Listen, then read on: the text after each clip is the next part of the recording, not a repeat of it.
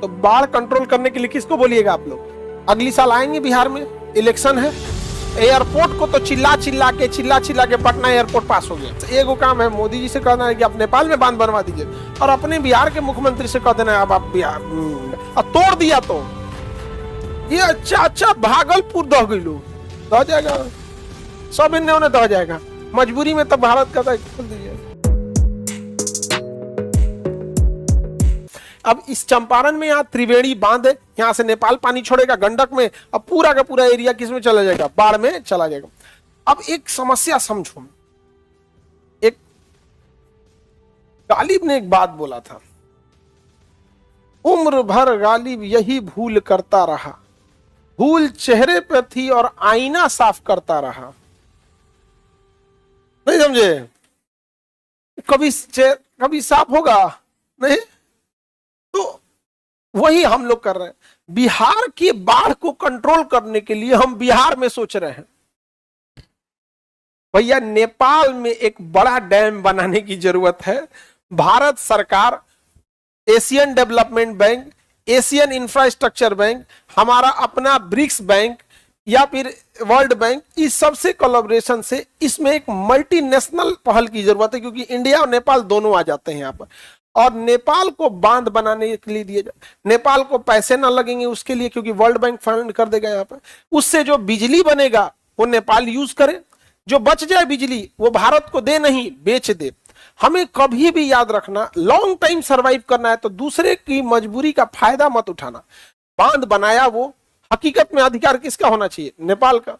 तो लो भैया तुम रखो, हमें उद्देश्य होना चाहिए कि हमारा उद्देश्य बाढ़ कंट्रोल हो जाए। तो हम लोग बाढ़ कहां से कंट्रोल कर रहे हैं? बिहार से कंट्रोल कर रहे हैं। वाह, अरे भाई साहब वो पानी छोड़ दिया है, यहां पे आप ट्रिब्यूटरी बना सकते हैं। तो हर एरिया में, हर गांव की अपनी कैपेसिटी का एक स्टोरेज बना सकते हैं कि हाँ इस जिला में बाढ़ आएगा, देखो 1-1.5 फीट पानी लग जाए, किसी को कोई दिक्कत नहीं। बरसात में दिक्कत है, घर द्वार दह जाता है, बरसात के दिन है कोई काट लेगा यहाँ पे। तो एक बड़ा बांध कहाँ चाहिए? नेपाल में। और भारत के एरिया में जो कोसी बेल्ट है वहां कुछ कुछ रिजर्वायर एरिया बना दे, ताकि पानी को कुछ समय के लिए क्या कर सके? होल्ड कर सके। अब बताओ, नेपाल जब तक पानी नहीं छोड़ता है तब तक बाढ़ आता है। समस्या ये है कि जो बांध बने हैं 50 साल पुराने हैं।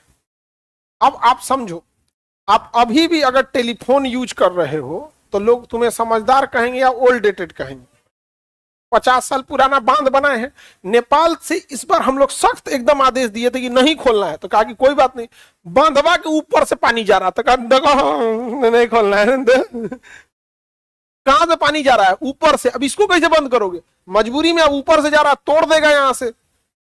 अब खोलिएगा पानी तो धीरे धीरे जलस्तर बढ़ेगा तो लोग भागने का भी मौका मिलेगा। अब तोड़ दिया तो ये अच्छा भागलपुर दह गई लोग दह जाएगा, सब इन्हें उन्हें दह जाएगा।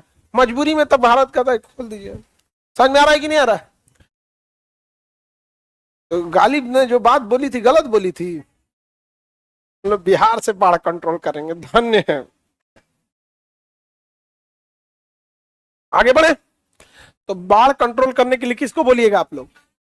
नेपाल से हमारा क्या अधिकार है? नेपाल को हमारे प्रधानमंत्री नरेंद्र मोदी अगली साल आएंगे बिहार में, इलेक्शन है। समझ में आ गया? तुम कम से कम यही बात मनवा लेना।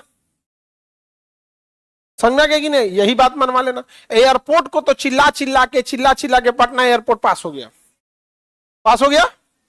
इतना ना आदमी चिल्ला दिया, आदमी जिसको देखो वो, जिसको जो भी बोल सकता था, जो बात पहुंचा, सब बोला यहाँ पे। अब बस एगो काम है, मोदी जी से कहना है कि आप नेपाल में बांध बनवा दीजिए, और अपने बिहार के मुख्यमंत्री से कह देना है अब आप बिहार में आप नॉर्मल बना लीजिए। बिहार में तो बस नॉर्मल, वही रोक लेगा तो टेंशन ही खत्म। जैसे अभी नेपाल पानी छोड़े तो कोई दिक्कत है? बाढ़ का पानी सेटल्ड हो गया लगभग। आप लोग अपने गांवों में देखिए, गंगा का जलस्तर देखिएगा, धीरे धीरे क्या हो गया? सेटल्ड। अभी छोड़ दो भाई। तो जो तुम छोड़ रहा है भाई 60 दिन बाद छोड़ना, बस नेपाल वाला काम खत्म। नेपाल की भी मजबूरी है, नहीं छोड़ेगा तो दह जाएगा। ये कह रहा है कि ठीक हुआ सर, एग्जाम कैंसिल हुआ बाढ़ की वजह से। इसकी तैयारी नहीं।